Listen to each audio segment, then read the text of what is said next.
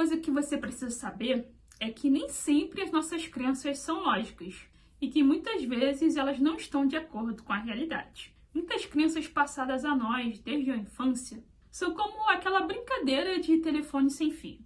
A mensagem final é totalmente sem sentido, pois nada tem a ver com a mensagem inicial. Existe uma história do peru de Natal que exemplifica bem isso. Uma mulher recém-casada queria fazer a famosa receita de peru de Natal da família para o seu marido. Ao fazer o peru, a moça retirou as pernas da ave. E o marido perguntou por que ela fez isso. Ela disse que a mãe dela sempre fez assim e a ensinou desse jeito. Curioso, no dia em que o marido encontrou com a sogra, ele perguntou a ela por que ela retirava as pernas da ave. E a sogra respondeu que a mãe dela fazia assim. O marido não se deu por satisfeito e foi perguntar para a avó da sua esposa por que ela fazia o peru assim. E ela respondeu, porque a minha panela era pequena. E se eu deixasse as pernas, o peru não caberia na panela. Por isso, eu tirei. Imagine quantas coisas que você acredita e pode estar simplesmente repetindo porque foi passado a você, mesmo sem fazer nenhum sentido. Existem 3 tipos de crenças que você precisa saber. Este modelo ele foi desenvolvido por Robert Dilts, que para mim é um dos gênios da programação neurolinguística, da PNL.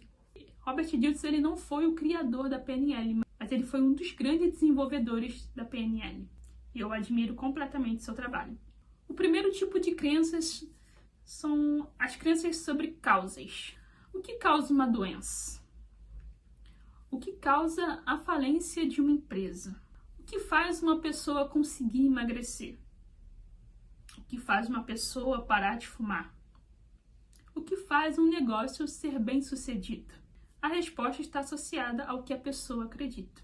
Exemplo: sou hipertenso porque todos na minha família têm pressão alta. Crenças sobre causas elas estão associadas a filtros de percepção de coisas que vemos e vivemos. Se acreditamos que X é a causa de alguma coisa, o nosso comportamento vai ser direcionado para que X aconteça ou impedir que X aconteça, mesmo que de forma inconsciente. Exemplo: uma pessoa diz que ninguém na família dela teve um negócio bem-sucedido, mas ela está determinada a fazer o negócio dela dar certo. No dia a dia, ela atende mal aos clientes, perde prazos de entrega, não paga impostos corretamente, gasta mais do que ganha, mas acredita que o negócio dela vai dar certo. Isso é um exemplo para você entender. A pessoa diz uma coisa, mas o comportamento dela é totalmente contrário ao que ela diz. O segundo tipo são as crenças sobre significado. O que determinado acontecimento significa? Uma vez eu ouvi uma vizinha dizer que a outra vizinha teve câncer porque ela era uma pessoa ruim. Será que uma doença significa punição? O que significa uma pessoa só se relacionar com homens agressivos? As crenças sobre significado levam a escolhas que confirmam o que a pessoa acredita. Outro exemplo, uma mulher diz que quer se relacionar com um homem atencioso e carinhoso. E 2 homens estão interessados nela. Um sempre manda mensagem perguntando como foi o dia dela. E quando eles se encontram, ele cozinha para ela. O outro só manda mensagem quando quer sair. E quando eles saem, ela que cozinha para ele. E ele ainda diz que não vai ajudá-la a lavar a louça porque isso é coisa de mulher. Se ela acredita que o homem tem que ser macho e que isso significa que a mulher cuida da casa enquanto o homem assiste televisão, porque era isso que acontecia na casa dela durante a infância, ela e a mãe dela lavavam a louça enquanto o pai e o irmão ficavam assistindo futebol, qual dos 2 homens você acredita que ela vai escolher? A escolha ela sempre vai ser congruente com a crença, mesmo que isso não seja bom para a pessoa. O terceiro tipo são as crenças sobre identidade. Este é o tipo de crença mais comum, porque as crenças sobre identidade elas incluem causa, significado e capacidade. Quais são as suas capacidades? O que te limita? O que você acredita que merece ou não merece? Exemplo, na infância, a criança sempre era muito criticada. Seu pai era muito exigente. Se não tirasse 10 em tudo na escola, era um absurdo. Na vida adulta, a pessoa quer ser promovida no trabalho, mas vive se sabotando. procrastina, demora a entregar os projetos.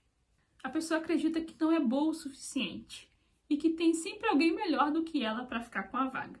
Crenças sobre identidade muitas vezes estão associadas a frases como não sou boa o suficiente, eu não mereço, eu não consigo. Crenças sobre identidade podem impedir a mudança, podem impedir um novo comportamento. E em muitos casos, a pessoa não está consciente sobre elas. Para resumir, existem 3 tipos de crenças.